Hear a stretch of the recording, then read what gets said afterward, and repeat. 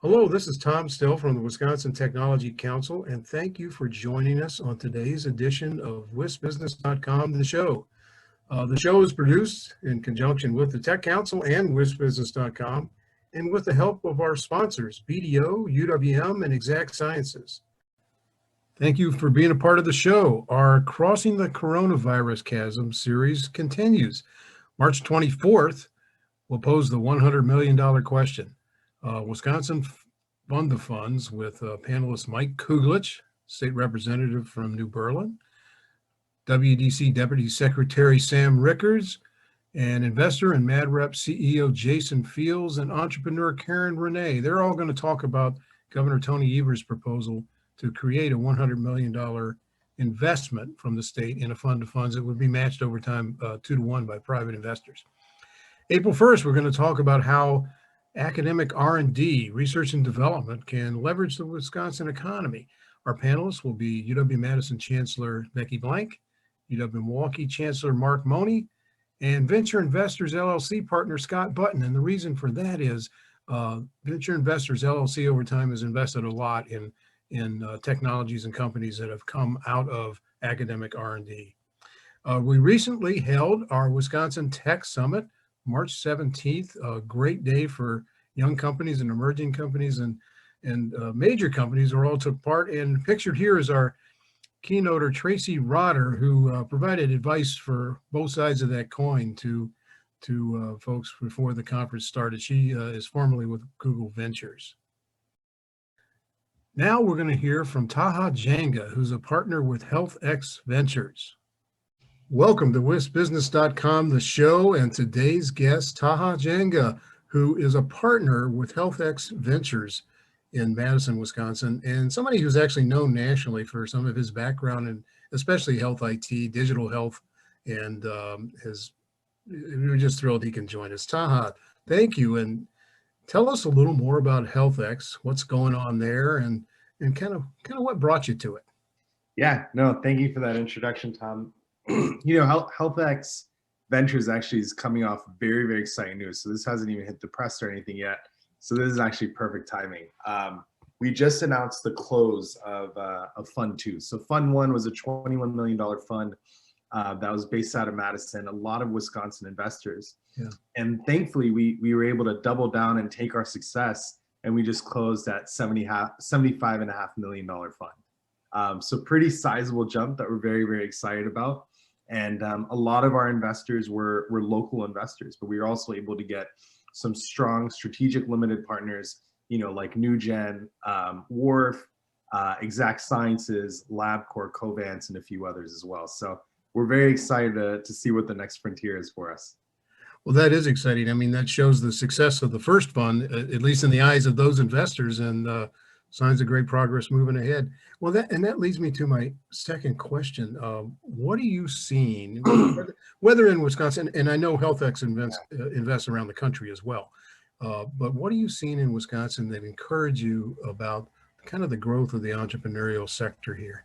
Yeah, I think two great examples are that I can kind of lean on is you asked what brought me to HealthX. Yes. There's a company called Redox in Madison that I think many of you know now. Their last round, I think 2 years ago, was the largest venture tech round in the state, which was $33 million. They just closed $45 million. It was actually announced on Forbes last week. So Redox at that time, was only 3 employees, and now they're well over 200, and they're growing significantly. And I think when you look at any sort of ecosystem and center it on innovation and entrepreneurship, you want to make sure there's a great research institution that's there. Yes. You want to make sure there's great corporate, partners that are strategic that are there as well, right? Yeah. So Epic is one that jumps out immediately. Covance is the second largest site in Madison. Mm-hmm. PPD's there, Promega's there, Exact's there now. So there's a lot of bustling economy there as well. And then you look for great tech talent, and then you want quality of life and everything else. And I think Madison hits across the board on all of them. And the real reason that I'm here and wanting to work and stay here is to build that last pillar. And that last pillar is building capital and bringing capital to state and investing it there. And that's what's required. So exciting. Well, great progress. And that brings to mind the question of there's a proposal in the state budget, which would take effect July 1st if it's passed, that would create allow the state to invest, not grant, not loan, but invest $100 million in a larger fund of funds that would be matched privately over time by a 2-to-1 margin. Other states have done this around us. What do you think that could mean for Wisconsin if this becomes law? Yeah, I think, the reality is this is critical, right? It's needed. Badger Fund of Funds was the first stepping stone, right? And that is the long-term play where now we're building fund managers, we're getting them ready for the next frontier. But as you know this, Tom, and as many of the listeners know, a fund life cycle ends up being 10 years. Yes.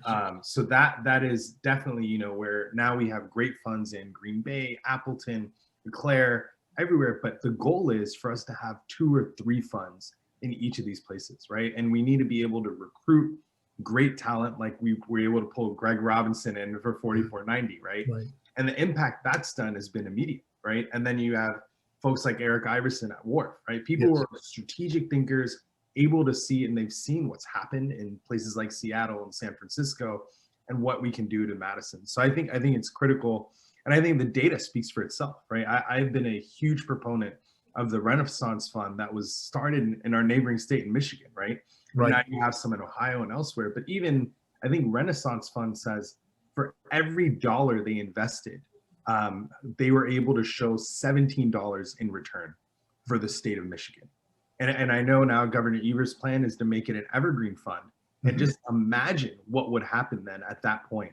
The $1.3 billion that Michigan returned in capital, aside from the 1,500 new jobs created, right? That would be transformative to the state. And it would recruit more talent here. It would also help retention, right? So many people come from out of town to come to Epic and then leave. Or a lot of our younger kind of kids and students at UW, why not keep the best talent in Wisconsin? And that's what I think it will done at a very fundamental elementary level. And then it'll create more jobs and it'll just make Madison much better and the state of Wisconsin much more powerful. Yes, absolutely. It'll touch so many different levels and help the ecosystem kind of top to bottom. Well, thank you, Taha, for joining us today. Thanks for what you and Mark Bakken have done with HealthX. I mean, that's a great success story for the city of Madison, state of Wisconsin, and doing some wonderful things nationwide as well. Thank you, Taha. Thank you.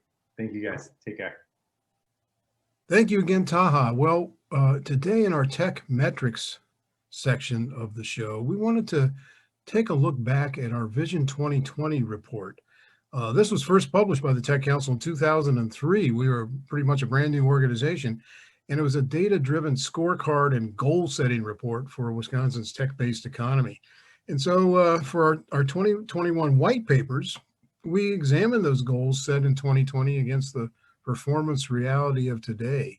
And throughout the show and coming editions, we're going to focus on different parts of that report. This edition's highlight: actual high-tech jobs in Wisconsin in the year 2000 were 203,000. The goal for tech jobs set for 2020 at the time was 310,000. Our actual jobs through 2019 are almost there at that 310,000, 300,220. And there may be more as we really wrap up the books on what it looks like for 2020. So you can learn more about Vision 2020 by going to our website. You can see the URL there, and it's just under the white papers.